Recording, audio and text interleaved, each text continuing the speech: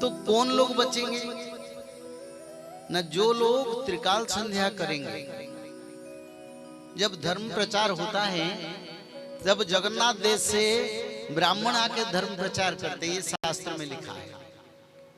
कौन सा शास्त्र में लिखा है? स्कंद पुराण में लिखा है। उत्कल देशो नामस्ति ख्यात परम पावन। उत्कल देश जगन्नाथ देश को कहते हैं। उत्कल नाम देशस्ति ख्यात परम पावन। यत्र तीर्थ न्याने जानी तत्र तीर्थ तत्र पुण्य यथा नीच। सबसे बड़ा पुण्यतम क्षेत्र जगन्नाथ देश है। दक्षिण सिंधु तीरे सत्व देश प्रतिष्ठितम।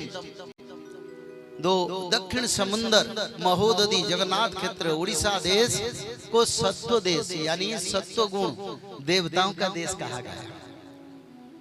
दक्षिण सिंधु तीरे सत्व देश प्रतिष्ठितम। जत्र तीर्थ न्याने जानी तत्र तीर्थ, यानी इतने पुण्य क्षेत्र है, वो पुण्यता को वर्णन करना संभव नहीं है।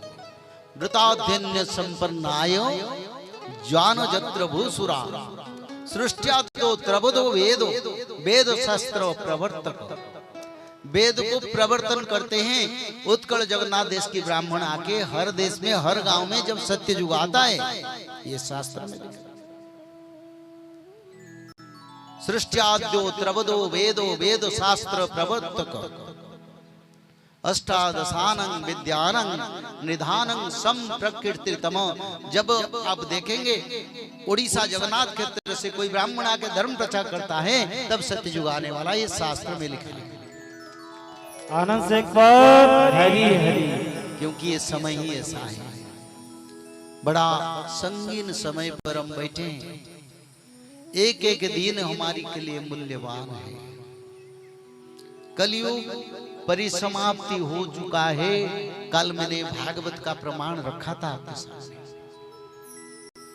1943 में रवि चंद्र बृहस्पति ग्रहों का संगम हुआ था।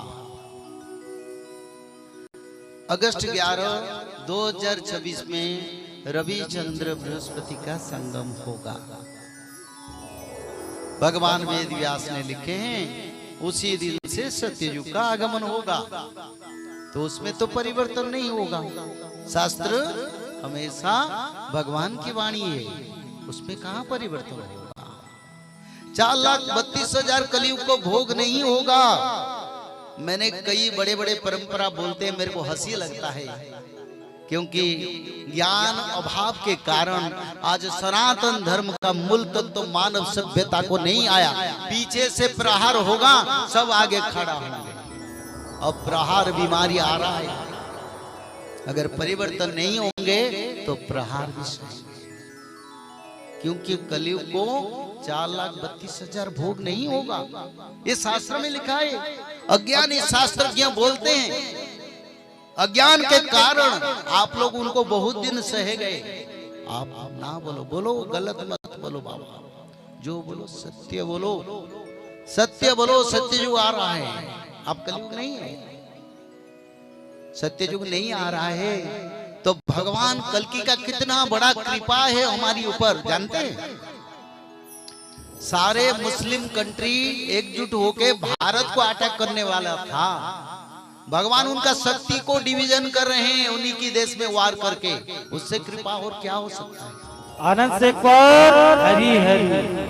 सब मिलके हमारी ऊपर अटैक करने के लिए तैयारी शुरू किए थे, पर भगवान कल्कि का माया, जस्माद माया मिदं जगत जायते, जिसकी माया में ब्रह्मांड परिचालित होता है। सारे Muslim country, Ukraine Muslim country, mid east Muslim countries, वो जो अस्त्र का निर्माण किए थे, जब भारत पाकिस्तान का वार हुआ था, तब तुर्की, ईरान, इराक सब देश बोले हम पाकिस्तान को मदद करेंगे। और जगन्नाथ का इतनी बड़ी कृपा हुआ, उनकी पावर को प्रभु खंड खंड कर रहे। जैसे पवन देव को 49 वायु बनाया, ऐसे उनको टुकड़ा टुकड़ा कर रहे हैं, उनका शक्ति को किर्ण कर रहे हैं। पर एक दिन वो आएंगे, ये निश्चित है। जब आएंगे खुद का संभालने के लिए लायक नहीं बनेंगे तो आएंगे तो कम लड़ेंगे, ज्यादा नहीं लड़ पाएंगे। बिल्कुल आएंगे। एक साथ 13 मुसलमान कंट्री, जो 57 मुस्लिम कंट्री मिलके भारत के साथ युद्ध थोपेंगे। तुर्की, ईरान, इराक, चाइना भी आएगा और अमेरिका, इंग्लैंड, ये भी सब उनको मदद करेंगे। अमेरिका ने 2 बार पाकिस्तान को 2000 करोड़ दे चुका है अस्त्र खरीद करने के लिए। युद्ध का प्रस्तुति चल रहा है, बल जुटा रहा है और भगवान ने उसी समय मिड ईस्ट में वार करवा दिया। आपस में लड़े, फिर एकत्रीकरण होंगे। एकत्रित होके 2026-27 में पाकिस्तान के साथ हमारा बड़ा समर होगा। अकेला पाकिस्तान का साथ नहीं लड़ेंगे। तुर्की आएगा उनका 13 लाख सैन्य लेके। तुर्की धाई आसीबो भारत रे हाण काट करिवो, ये लिखा है उड़िया में हमें बताया। ईरान आएगा, इराक आएगा और चाइना बिना आज बोले गए भारत सबसे बड़ा मित्र है, तुरंत उसी दिन रात को अटैक करेगा भारत। ये लिखा तो लड़ाई होगा। पर जिस देश में भगवान है, हमारा भय क्या है? हम भगवान के भजन में रहेंगे, भगवान की शरण में रहेंगे।